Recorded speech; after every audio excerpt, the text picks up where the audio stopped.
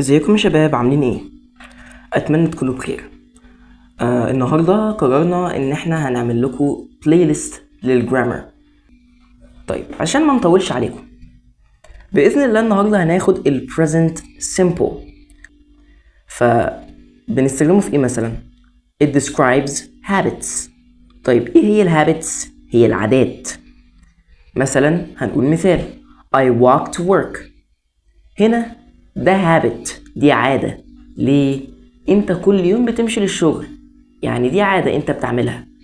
انت ممكن تركب عربية وتروح الشغل، بس انت فضلت انك تمشي على رجلك، فده habit، عادة. طيب وبرضه بنستخدم ال present simple في ال truths او ال general truths اللي هي الحقائق العامة، عادي جدا يعني. زي مثلا her mother is Egyptian، يعني مامتها مصرية، دي حقيقة عامة عادي جدا. طيب ال present simple بيستخدم في law of nature، وكذلك law of nature معناها هي معناها حقائق كونية. فالمهم مثلا زي facts، زي it's hot in summer و it's cold in winter. تمام. برضو it describes repeated actions اللي هي الأفعال المتكررة. زي مثلا we catch the bus every morning، ده repeated action، فعل متكرر. ليه؟ لأن انت كل يوم بتصحى الصبح بدري عشان تلحق الباص، كل يوم. طيب وبرضو it describes instructions or directions اللي هي التعليمات والاتجاهات. طيب التعليمات زي ايه؟ زي مثلا لما بتجيب مثلا علبة جيلي انت هتعمله في البيت، فبيقول لك ورا كده على العلبة او في الجنب التعليمات. زي مثلا بيقول لك ايه open the packet and pour the contents into hot water، يعني انت بتفتح الباكيت عادي جدا وبتصب الباكيت ده في ميه سخنة، انت كده عملت الجيلي اللي انت عاوز تعمله. طيب وبرضه بيستخدم في الاتجاهات الدايركشنز، زي مثلا لما انت تكون عايز تروح مثلا لبنك فانت مش عارف هو فين، فبتسأله مثلا where is the bank، فهو بيقولك go straight ahead for 2 blocks then turn left, the shop is on your right next to the bakery. يعني هو بيقولك هتكمل على طول عادي جدا، بعد كده هتخش شمال هتلاقي المحل على ايدك اليمين جنب الفرن. بسيطة جدا.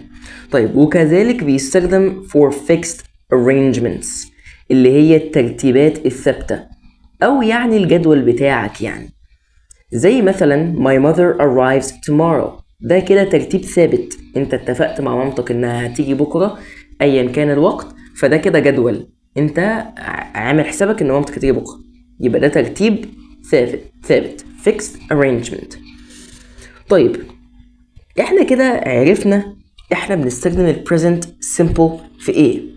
طيب احنا برضو ما عرفناش ازاي بنكون ال present simple، فبإذن الله هناخد 3 جمل: ال affirmative sentence وال negative sentence وال question sentence او ال interrogative sentence. طيب ايه ال affirmative sentence دي؟ اللي هي الجملة الإخبارية. طيب الجملة الإخبارية دي تكوينها ايه؟ اول حاجه وهي الاس اللي هو السبجكت اللي هو الايه الفاعل بلس الفي 1 اللي هو مصدر الفعل. طيب دي كده الجمله الاخباريه. طيب طبعا مش كل الفيربز بتبقى في مصدر الفعل، في حاله كده هنقولها دلوقتي. in the third person singular the verb always ends in s. طيب الكلام اللي انا قلته ده معناه ايه؟ معناه ان he she و it الفيرب دايما بينتهي بس. مثلا he works، she sings، he plays، she thinks. لو لاحظتوا هنا بعد he او she دايما بتلاقي الفيرب عادي ونهايته اس. تمام، ده معناه ان اي he she it تقابلك في ال present simple هتحط على طول في الverb في آخره s. طيب طيب في حالة تانية، امتى بقى بنadd es to the verbs ending؟ بنحط es للverb في 5 حالات. لو هو الverb انتهى بs s، ولو انتهى بx، ولو انتهى بsh، لو انتهى bch، ولو انتهى bo. مثلا he passes، لو لاحظت هنا الverb اخره ss، pass اخرها ss، فانت بتزود لها es. وغير كده اصلا pronoun he بيضاف له s او es او ies. طيب she catches، هنا catch لو لاحظت منتهية ب ch، لذلك زودنا es. طيب he fixes، لو لاحظنا هنا fix انتهت ب x فزودنا لها es. طيب it pushes انتهت ب sh، لذلك زودنا es. كده احنا عرفنا امتى بنadd ال es to the verbs ending. طيب how to add ies to verbs ending؟ امتى احنا بنحط ال ies في الاندنج بتاع الفيرب في نهاية الفعل؟ لو في الاخر y، وطبعا شرط اساسي ان الواي دي يكون قبلها consonant. يعني ايه consonant؟ يعني حرف مش متحرك. طيب لو جه حرف متحرك اللي هي الفاولز، الحروف المتحركة اللي هي الفاولز. طيب ايه هي الفاولز؟ الحروف بتاعتها A E I O U. تمام. زي مثلا كلمة fly، هنا لو لاحظت قبل الواي في ال دي مش فاول، عادي حرف consonant، فبالتالي شلنا الواي وحطينا IES. طيب cry، هنا لو لاحظنا ال R هنا consonant، فهي عادي جدا انك تشيل الواي وتحط IES فهتبقى cries. طيب احنا كده عرفنا ال affirmative sentence.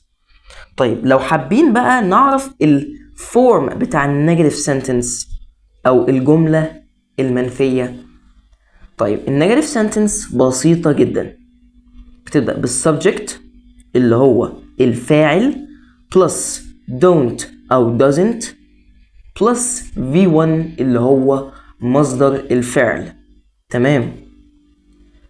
طبعا don't و doesn't مش الاتنين بيجوا في كل البروناونز، لا، في عدد معين من البروناونز بيجي للاتنين. مثلا doesn't بيجي معاه he she it، he she it بيجي معاه ايه؟ doesn't. he she it بيجي معاها ايه؟ doesn't. طيب I you we they بيجي معاها don't.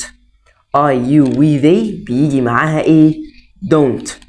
طيب مثلا he doesn't like ice cream، she doesn't like summer، it doesn't like swimming مثلا. فاهم؟ طيب لو حابين نقول don't مثلا they don't play football at weekends، يعني هما ما بيلعبوش كورة في آخر الأسبوع. تمام. كده احنا عرفنا النيجاتيف sentence الجملة المنفية وخدنا لها examples. طيب interrogative sentence أو ال question sentence اللي هي الجملة الاستفهامية، السؤال يعني. طيب السؤال بسيطة جدا برضو، بتبدأ do and does plus السبجكت اللي هو الفاعل plus ال V1 اللي هو مصدر الفعل. تمام. ممكن نعمل example على ال interrogative sentence. مثلا does he go to school every day؟ ساعتها انت بترد عليه بايه؟ بshort answer. ممكن تقول no he doesn't او yes he does. تمام. طيب احنا كده اتكلمنا عن ال present simple وكل طرقه واستخداماته. طيب اخر حاجة معانا وهي حاجة اسمها time expressions، اللي هو يعني ايه؟ اول ما بتشوف الحاجات دي، اول ما بتشوف الكلمات دي، تعرف ان هيجي present simple، كأنها keywords كده بتساعدك تحدد فين ال present simple. طيب هقول ال keywords دي على طول: now، often، every day، on Mondays، never، rarely، sometimes، always، every. How often? Once a week, twice a day, in the mornings, at weekend. طبعا يا شباب كده احنا نكون خلصنا ال present simple. اتمنى تكونوا فهمتوا باذن الله. الشرح يكون مبسط ليكوا. طبعا لو عايزين شرح مبسط اكتر من كده وباذن الله في نهايه السلسله دي هنعمل لكم شرح مبسط كده من على الوش كده بتاع الجرامر بس كده، هنشرح لكم فيه كل ال 12 tenses.